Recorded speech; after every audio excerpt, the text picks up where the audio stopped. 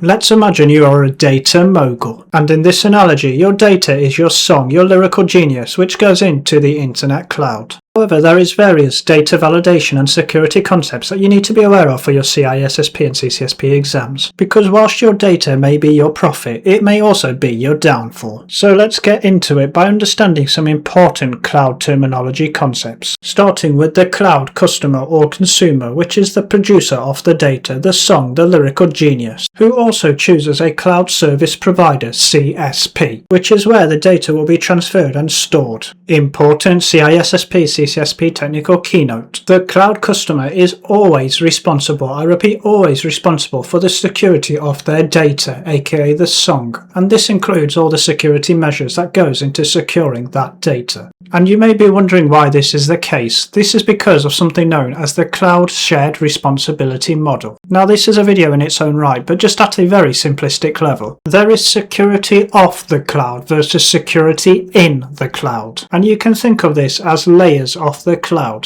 And the Cloud Shared Responsibility model does have some nuances depending on the service and deployment model in use, but more generally, as mentioned earlier, you can think of the cloud customer as being responsible for data in the cloud, whereas the CSP cloud service provider is responsible for data off the cloud, aka the outside of the cloud. And if you wish to learn more about cloud contracts and the shared responsibility model, please refer to my separate video linked here, which goes into great technical detail on that subject. Now back to our original video. So before choosing a cloud service provider, there are various data due diligence activities that need to occur. And this leads us to two important technical terminology concepts, being data portability and data interoperability. But for now, let's start with data portability. And to explain this, let's imagine we've just dropped our next potential banger tune. Yeah, boy! And you can think of the tune being the data that goes onto the music disc that then needs to go into the cloud computer disc. And this is where data portability becomes important.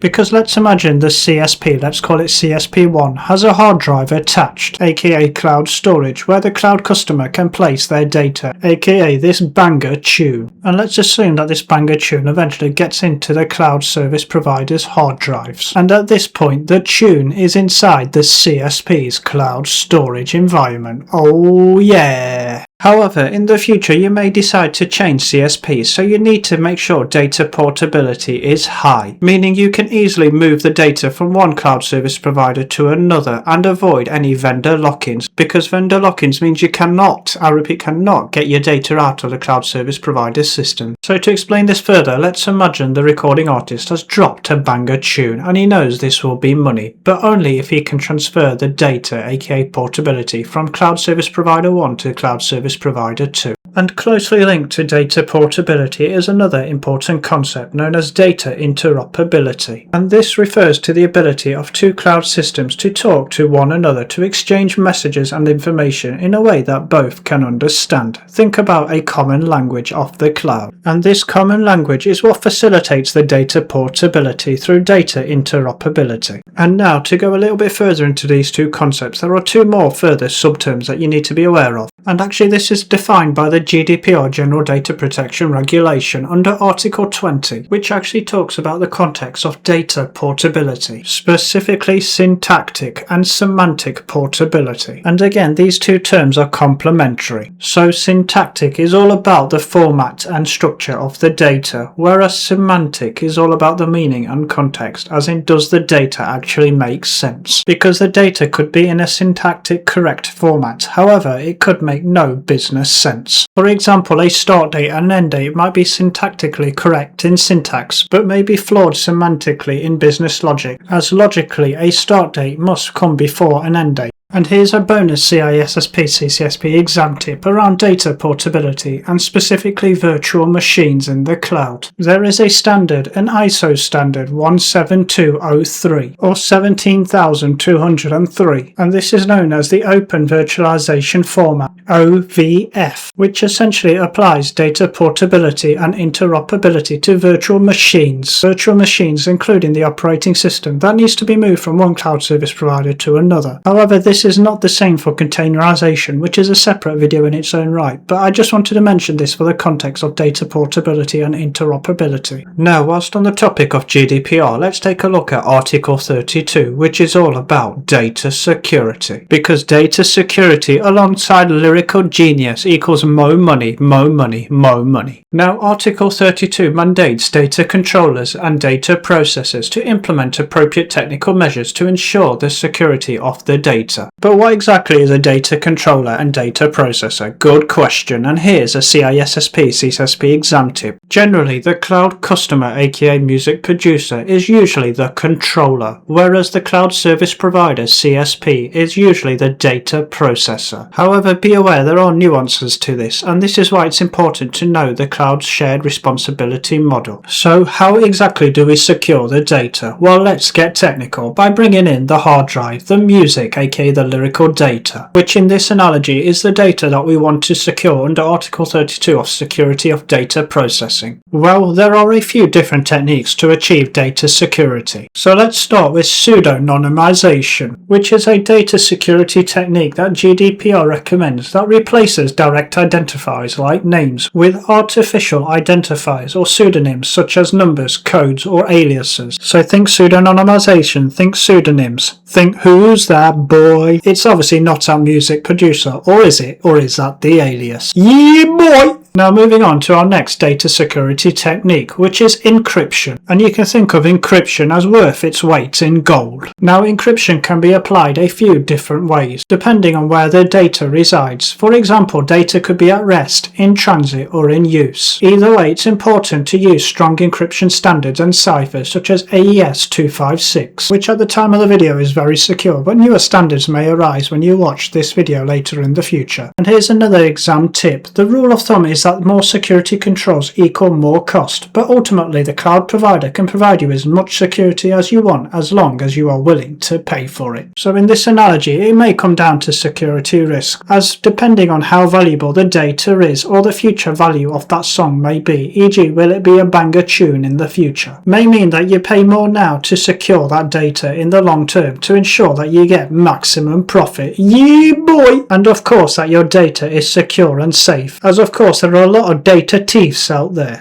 Now moving away from encryption to our next GDPR principle under Article 17, which is the right to be forgotten or the right to erasure. At this point I want to mention an important CISSP CCSP exam note. The right to be forgotten under Article 17 is closely tied but is not exactly the same as the wider generic cloud concept known as reversibility. So at this point let's forget about GDPR and talk more generally about cloud reversibility as a concept, which essentially serves two purposes. One, for the cloud customer to retrieve all its data and application artifacts from all the cloud service, and two, for the cloud service provider CSP to delete all the cloud customer's data even after a specified agreed retention period. So in this analogy, imagine that the music is rubbish and that this needs to go in the bin, aka we need to delete this from the cloud because it's not a banger tune. However, important CISSP CCSP technical keynote, cloud service providers CSPs make it easy to move data onto the cloud. However, moving or deleting data is not as simple as it may seem. So it's very important to be aware of not just the portability but also the reversibility of the cloud service platform, meaning that your data can be moved or deleted at your whim. The key being your whim. You want to have the ability to do this and make sure that the cloud service provider lets you do that, because it's not always as clear cut as it seems. Now in this last part of the video, let's go into some typical exam questions. But before we do that, let's put on our reading glasses because we gotta look fly for the exam. Yeah boy! And to apply all the learnings we learnt in this video, let's take a look at some of the questions you may encounter. Here is the first question. I will pause and let you read this.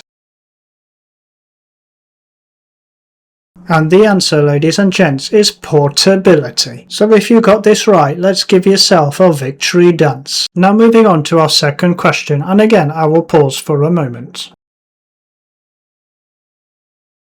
And the answer to this question is a bit more technical. You see, in order to meet portability and interoperability requirements, you may find that you need to use multiple CSPs, cloud service providers, in order to meet this requirement. Now that was a hard question, so there's no victory dance, but a victory dance for you is great if you got the question right. Now here's a more easier next question.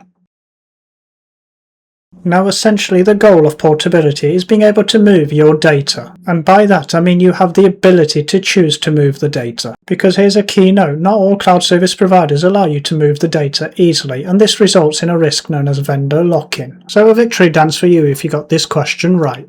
And let's move on to our next question, and I will pause again for a moment.